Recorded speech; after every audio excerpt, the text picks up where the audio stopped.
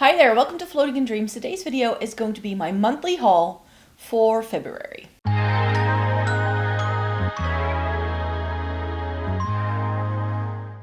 Welcome to everybody watching today. Thank you so very much for joining me. This video is going to be my monthly haul. I do this once a month and I show you all the bits I got. And most of what I got here I bought when I was shopping because I went to Paris. And the thing I do when I go to Paris is that I visit a museum in the morning and in the afternoon I make sure I go to a couple of places to buy some things. And because my YouTube channel did a little bit better than I had expected in December, I had a little bit more money that I could spend at Sephora. So let me just get to it. Before we get into it though, it may be good to know who I am and what I like doing on this channel if you've never been here before. Hi, my name is Maaike. I live in the Netherlands. I have fair skin with a cool to neutral undertone, and this greatly influences how I feel about makeup. I have been reviewing makeup for more than a decade. I love eyeshadow palettes, essence and catrice, and getting the use out of my makeup, and I didn't get a whole lot of makeup this time around, so I'm sure I can be putting them into Shop My Stashes very soon and show you. So if that's something you're interested in, then I hope you'd like to consider subscribing. So first things first, I know this always sounds to people who don't live where I live like it's a very strange thing to do, to go to Paris for the day. But Paris to me is 2.5 hours by train, and if I get a train ticket on time, it's cheaper to go by train than filling up a tank of gas and driving there. It's certainly quicker. Driving from here to Paris is about 5 hours, which within like the European context is not something we would do for a day trip. I know that people in North America are like, why would you not? Because I drive that far to see family. We don't. It's just not a typical thing to do. We have a very different sense of distance. But yeah, I can get to Paris quicker than I get to some parts within my own country because I live in a city that has a connection to a high-speed international train, which allows me to like hop over to Paris quite easily. So yeah, it's something I do once, sometimes twice a year. I tend to go to Paris, and as I mentioned, I like to go and shop because there's a giant Sephora. They've just been refurbished as well. Like they completely redid the whole thing when I was there in the springtime. They were in this like temporary super small store and the bigger store was closed. And I was hoping, of course, that they would have reopened by now. But what do you do when you go to Paris? You don't just buy makeup. You mainly buy skincare. So I mainly got some skin and body care items. And then if you have seen some of my recent content, you will know that I did a video about my top 5, bottom 5 favorite Kiko products. And because I saw they had an exciting new limited edition out, I did get a couple of those products as well. So let me first show you what I got in Paris, because I'm sure that that's the thing everybody wants to know. The first stop I make is to go to the French pharmacy, and there is a fairly big one that usually has pretty good stock in the shopping mall that's really like in the one of the largest metro stations. It's Châtelet-les-Halles, I believe. Forum des Halles, I believe, is the shopping center, and it's like underground, and like if you go there by subway, then you can just like walk up and there is a pretty big pharmacy there. So that's where I usually go. Sadly, a lot of products I was looking for were not there. They were not in stock because I went there like right after like the Christmas rush. So I do feel that some things just weren't there, but I did pick up a few things. I got some favorites. I got a new Cicaplast from La Roche-Posay. This is a moisturizer I keep in my cupboards at all times because I love it that much. And they had mini Bioderma in my favorite rendition, which is the one with the blue cap, which is formulated for dehydrated skin, which is usually one of my main skin issues, no matter the skincare I actually use. My skin is dry and dehydrated at all times, and it gets worse in the winter time. So I have found through experience that the blue one is better for me than a pink one, and they had smaller sizes. I think I also picked up a big size, but can't remember whether I did or not. I do remember getting this. I thought it could just be handy to have like a small size to take with me on trips. because I will be doing a bit of traveling this year. My aim for 2024 was to shop less but travel more, if that makes sense. And then I found one of my favorite deodorants. I haven't used this though since I was a student. So I remember using the Vichy antiperspirant deodorant spray, and they had like a deal getting like 2 for like 12 euros. And it was like, I remember this deodorant being 12 euros over here by itself. So it's like, if I get like a 2 for 1, might as well try that one again. And if you know anything about me, then you know that I really enjoy the Body Shop's Aloe Vera foaming facial cleanser for in the shower. Just to have like a quick wipe down of my face as I'm doing a shower. It's just the easiest one. But they've discontinued it. So I went through my last bottle. Usually what I do is that I use up a bottle and then I go to the store and I pick up a new one. And then it was gone. So now I'm looking for a foaming face wash that is targeting sensitive and dry skin. Because a lot of foaming agents in cleansers are actually quite drying. So very often they aren't recommended for dry skin at all. They're usually aimed at like oily skin and like people who have like really like acne and stuff. But I don't want to dry out my face even more than it already is. So that's why those products don't really work for me. So I have bought something now, but it has a lot of perfume in and I really don't like the scent. So then I found that La Roche-Posay does 2 things that they call foaming gel foaming gels that I thought could work for me. So they have one from the Cicaplast line. This is the Purifying Soothing Foaming Gel, which apparently can even be used on babies, and it can be used all over the body. It's for face, body, scalp, and even intimate areas, and it's fragrance free. So that sounded like something my skin might like. But then another line I like from La Roche-Posay is their Toleriane one, and this is the Foaming Gel Hydrating Purifying Double Cleanser without perfume as well. So I figured, and this is huge. This is 400 grams, so I know it's going to last me quite some time. This is half the size, but they're still quite big, because I think the Body Shop one only came in like 100 mils, so these are big, and they weren't that expensive, I feel. So those were the skincare bits I got. As I mentioned, a lot of the things I was looking for were out of stock at the French pharmacy. It was incredibly picked over, and I didn't have the time to like go around all of Paris to try and find another bigger store, because some of the small ones have pretty good stock as well usually, but I just don't like being crammed into this like little store and then all the other tourists are looking for stuff as well. It's just not my vibe. So that's why I'm like, this way I have what I would like to have and I'm good. So then I did a thing. I went to Sephora, but I also had 2 things on my wish list that I knew I was going to get. Like, this was like, it wasn't really the reason why I booked the trip, because I could technically order these online. But I was like, when I'm in Paris, I know I'm going to buy fragrances. This is Kilian's Angel Share. I just showed it to you in my perfume collection that went live in January. I've had several testers of this, and I was like, okay, I'm going to bite the bullet and buy the full size. That was a pricey purchase. And then I got the Essential Parfum in Fig Infusion, which I just really like. They were out of the bigger sizes, but I was like, you know what? I'll get the baby size, and I have the fragrance that way. And if I truly, truly love it, and I go through that small size really quickly, I can order the larger one online, because Skins Cosmetics, which is a Dutch store where I actually tried these fragrances before purchasing them in a larger size, does carry both of these, so I could get them within the Netherlands. But I just thought the experience of like going into Galeries Lafayette and like going into their beauty hall, I always love that bit. Also, if you are in Paris, there are several branches of Galeries Lafayette, and my favorite one is the one on Champs-Élysées. It doesn't have the pretty dome like the main location has, but that's definitely worth a visit. But this location on Champs-Élysées actually has a beauty hall where they do a lot of like niche brands, and they just have a wall of niche perfume. That's the only thing they do.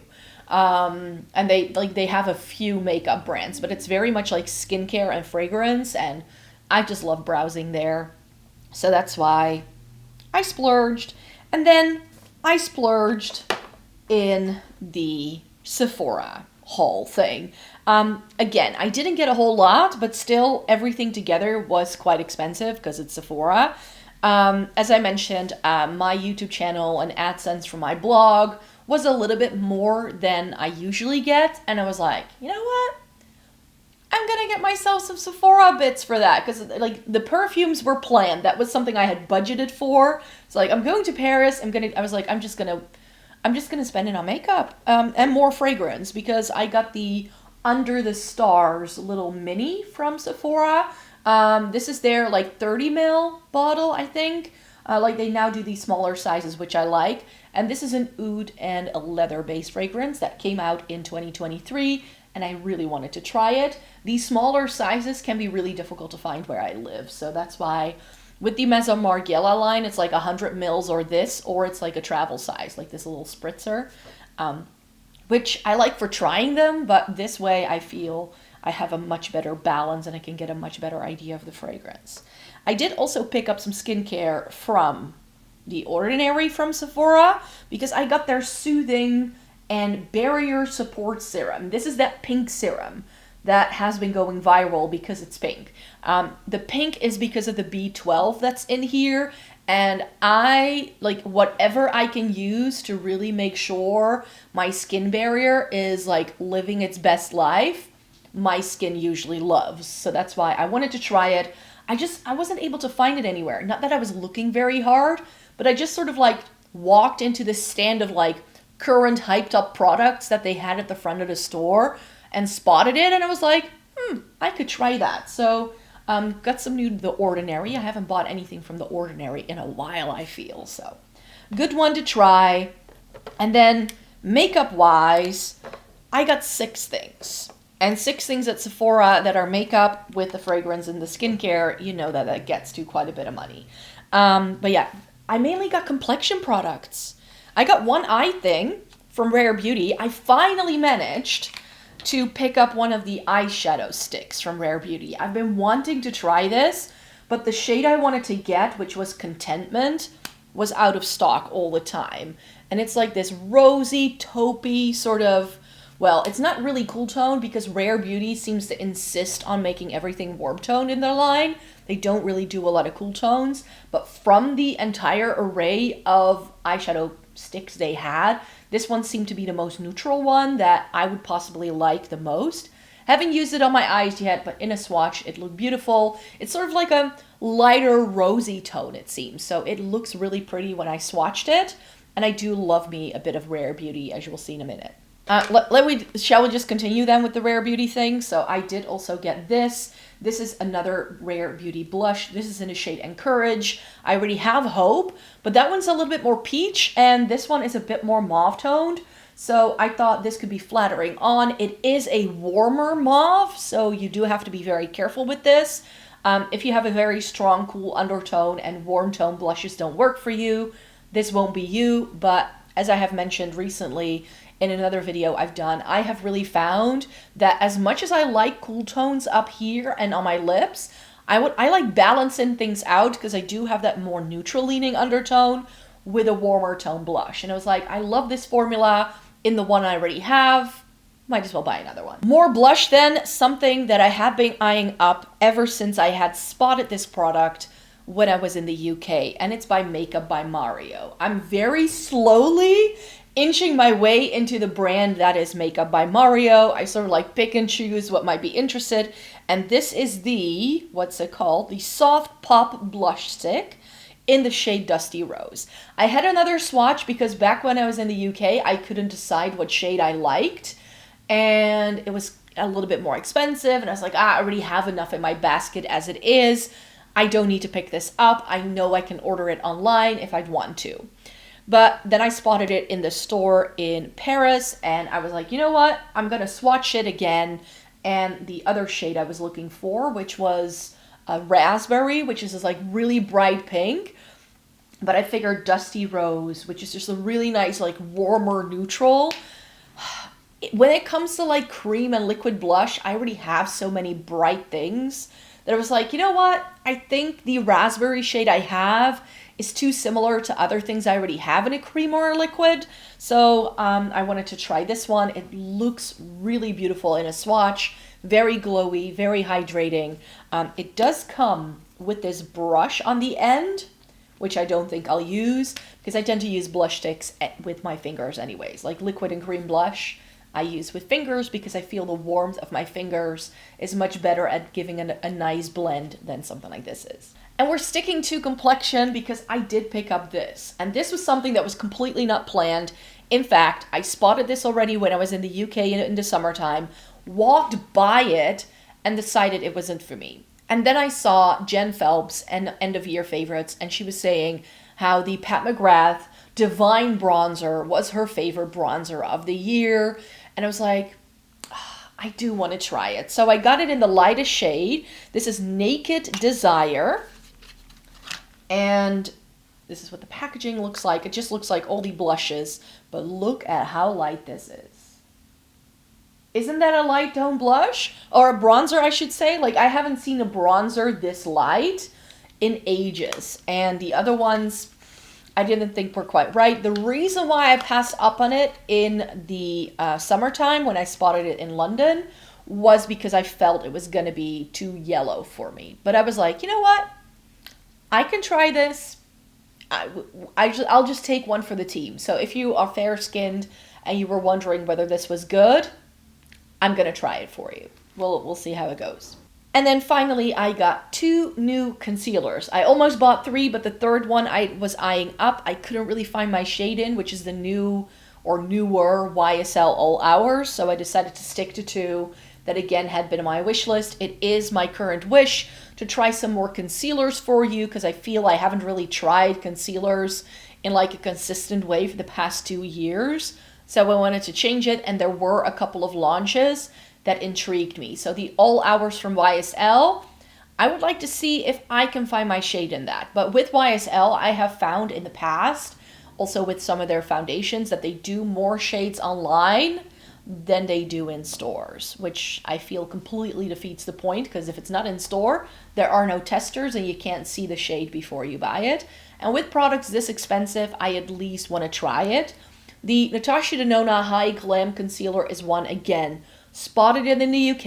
It was out of stock everywhere, but there were testers, so I knew I was going to be shade R2. This was the final one that they had in store at Sephora in Paris, and I was like, right, I'm going to snatch it up straight away because I've been wanting to try this concealer for the past 6 months. Now's the time. And then we have the Gucci Concentré de Beauté. Of course, it's not just a concealer for Gucci. It doesn't really have that floral scent that the lipstick have, which I am very happy with. Do I have a shade on here anywhere? Oh no. Oh, 17W Fair, it says here. Gucci, like House Labs, like MAC, like many other brands, call their pinky tones warm tones in the shade names, and their cool tones, so the ones with a C, are yellow. So I felt that this was going to work for me a little bit better. I had the lady at the store try this on for me, and I was like, I just prefer something that's a bit more pink, because I think she tried 18C first, I think. It was like 18C. So again, this was a struggle to find my shade myself, because I couldn't really figure out how the shade range worked. But yeah, because I like that slight pink undertone, I did pick it up in 17 Warm. This is why I like being able to go in store and try products before I buy them, because I also had that experience with the House Labs foundation. If I had only been able to find that online, I would have gotten the wrong shade for sure, and I feel the same way about this concealer. So those were the Sephora bits and everything I got in Paris, and then I just have some Kiko bits left for you, which you've already seen, so I'm just gonna breeze through them. So the products I got were mainly from the new Stellar Icon collection that Kiko now has. And I'm thinking I'm forgetting a product, but I can link you to the video down below because I did already put these on my face. I bought another eyeliner. This is actually an eyeliner duo where you get a traditional like thin eyeliner in this really nice bright blue. Would have been nice with this look I've got going on today. And then we have a silver cream shadow stick. I love both of these products from Kiko, so I knew I'd like it. Then they also have these blush duos, which intrigued me, where you get a cream in the bottom, and then you get a powder on top. I have this in shade 1, Blush Crush. Very pretty. I got one of their highlighters. This is the shade, it doesn't say, but I think it was also shade 1, which is like this pinky peach tone. Very beautiful on. I thought it was very beautiful. And then they have these lip products which come with a very weird looking lipstick, and then there is a gloss in the bottom, so another like lip duo kind of thing. This entire collection was about duos, it seemed. Not my shade, but the textures of this was really nice. And then finally, I got the eyeshadow palette as well. I believe this is already sold out. I couldn't find it online anymore. This is the Under the Starry Sky, and mine broke.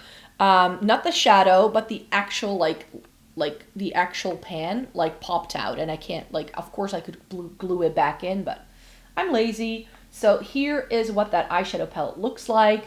It's got some like blues and a purple, some browns and a gold, a beige to blend things with. And for once, I liked my eyeshadow when I was playing with a Kiko eyeshadow palette, which is rare. And then I did also rope in this with the order. This is from their holiday collection in 2023. This is Color Symphony. This is the only product that intrigued me from the entire line they had. And I was like, now that it's 30% off, I might just throw it into an order. And in that makeup look, I actually did play with the 2 purples that are in here. These are all like very sort of like iridescent sort of sparkly shades, which is really pretty to top over things. But I thought it was very expensive for what it actually does at full price. So I waited for this to go on sale for sure. And that said, those were all of the things I got in January. That's what I have to show you. Stay tuned. I do a haul like this once a month. So I will be back with you in the at the start of March to show you what I got in February, which is probably going to be a lot of Catrice and Essence, because Catrice already launched their new products. That video went live today, but since it sort of like came in at the very, very tail end of January, I was like, I'll pop that into my like March haul, because I do want to space things out a little bit as well. And you will have already, again, seen those products because that video went live a couple of days ago. So yeah, thank you so very much for watching today. Let me know in a comment down below what your makeup purchase was of the month. I would love to know. And then for now, I really hope you enjoyed watching, and please thumbs up this video, subscribe if you want to stick around, and then I hope to see you in my next one.